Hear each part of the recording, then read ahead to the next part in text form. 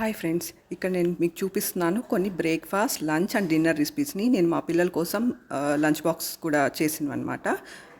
ఇవి చూపిస్తూ నేనైతే కొన్ని నిజాలైతే మాట్లాడదలుచుకున్నాను. అవి ఏంటంటే, పెళ్ళిళ్ళు చేసేటప్పుడు అత్తగారు వాళ్ళ టోటల్ ఫైనాన్షియల్, వాళ్ళ టోటల్ ఫ్యామిలీకి తగినట్టుగా ఒక 3,000 పత్రికలు అలా తిండికే 10 లక్షలు ఖర్చు అయ్యేలాగా అలా ఖర్చు పెట్టిస్తారనమాట ఆడపిల్లల దగ్గర నుంచి.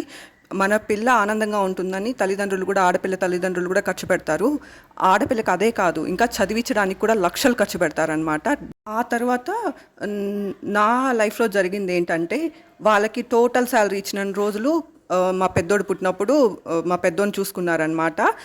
ఎప్పుడైతే ఒక కోడల్ని ఇట్లా, ఒక కోడల్ని అట్టా చూసారు, నేను ఎప్పుడైతే ఇవ్వనన్నానో ఆ తర్వాత బలవంతంగా పంచాయతీలు పెట్టేదు, మాకు జాబ్ చేయాల్సిన అవసరమే లేదు, మా కోడలు మేము అన్నీ కొనివ్వగలము అని మానిపిస్తారనమాట. ఆ తర్వాత ఒక 12 ఏళ్ళు 13 ఏళ్ళు లైఫ్ని స్పాయిల్ చేసేసి ఇంట్లో కూర్చోబెట్టి, ఆ తర్వాత ఒక తాళి చైన్ అనమాట, అది పెరిగిపోయినా అది చేసి ఇవ్వడానికి కూడా మనసు ఒప్పదనమాట.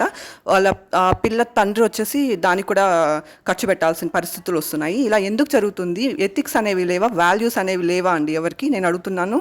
ఇలాంటివి చేసే ఇంకా ఎవరన్నా ఉంటే కూడా దీన్ని చూసన్నా అసలు మారాలి. అలాంటప్పుడు మీరు చూడనప్పుడు ఎందుకు ఒక అమ్మాయిని తెచ్చుకుంటారు? ఎందుకు అంత ఖర్చు పెట్టిస్తారు? ఎందుకు అలాంటి పరిస్థితుల్లోకి తీసుకెళ్తారు? అది చాలా తప్పు అనమాట.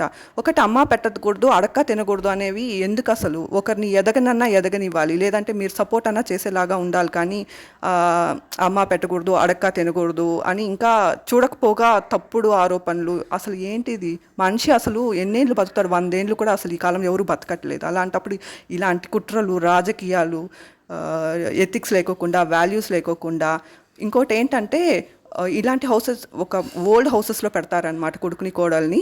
బాత్రూమ్ రెన్యువేషన్కి బాత్రూమ్ ఫ్లోర్ టైల్స్ మొత్తం తీసేసినప్పుడు కూడా పిల్లల్ని పెట్టుకొని ఉండడం చాలా ఇబ్బంది అయినప్పుడు కూడా ఒక 2 రోజులు కూడా వాళ్ళ అత్తగారింట్లో ఉండనియట్లేదు. మీరు ఎక్కడన్నా పొండి, మాకు అడ్డు వస్తారు, మేము హాయిగా ఉండాలనుకుంటాము అలా అంటారు. మేము ఇంటికి రాము, మా ఇంటికి మీరు రావద్దండి అంటారు. అలా సరే, అలా వాళ్ళు ఎవరి జీవితాలు వాళ్ళు అలా బతికేటప్పుడు, వాళ్ళకి అవసరమైనప్పుడు మాత్రం ఫ్యామిలీని బ్రేక్ చేసి, 2 కొడుకులు ఉండేటప్పుడు ఇద్దరి కొడుకు సపోర్ట్ తీసుకోక, ఒక్క కొడుకు ఎవరి కొడుకు అయితే వింటాడో ఆ కొడుకులు ఫ్యామిలీలోనే ఇష్యూస్, ప్రాబ్లమ్స్ క్రియేట్ చేస్తూ వస్తారనమాట. వచ్చిన వాళ్ళు ఊరికే ఉండరు. వాళ్ళకి నచ్చిన థింగ్స్, ఈవెన్ వాళ్ళకి కోడలు ఏదో నచ్చి కొనుక్కుంటుంది, అవన్నీ వాళ్ళకి నచ్చినవన్నీ తీసుకుంటారనమాట. పిచ్చి పిచ్చి ప్లాస్టిక్ డబ్బాలకి మారుస్తారు. అలా ఈ లీనియన్స్ ప్రతి దాంట్లో తీసుకునేటప్పుడు ఎలా ఉంటుంది అసలు? మీరే ఆలోచించండి. ఇంకా పిల్లల కోసమని లంచ్ బాక్సెస్ చూసారు కదా, ఇలా ఇరిగిపోయిన డబ్బాను పెట్టేసి మిగతా అన్నీ తీసుకెళ్ళిపోతారనమాట.